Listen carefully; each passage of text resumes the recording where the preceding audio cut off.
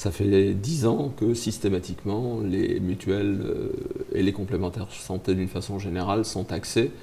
Et à travers les mutuelles, c'est évidemment les adhérents ou les assurés qui sont taxés et sur lesquels on répercute ces augmentations fiscales.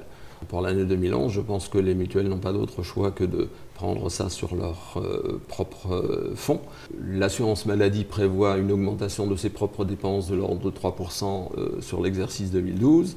Il y a fort à parier que les complémentaires santé soient soumises à peu près aux mêmes augmentations, à laquelle viendra évidemment s'ajouter la nouvelle taxe de 3,5%.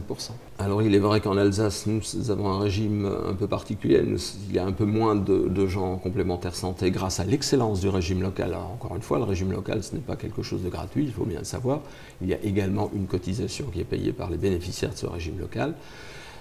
C'est une première intervention à partir du régime d'obligation de la sécurité sociale, à partir duquel les mutuelles versent leurs compléments aux assurés. Donc en Alsace, le problème risque d'être un tout petit peu moins prégnant que dans le régime général, du fait précisément de l'existence du régime local, sont un peu moins élevés qu'ailleurs. Donc 3,5% sur un montant qui est une cotisation qui est inférieure à celle qu'on connaît dans le cadre du régime général, aura forcément une incidence en valeur absolue un peu moindre.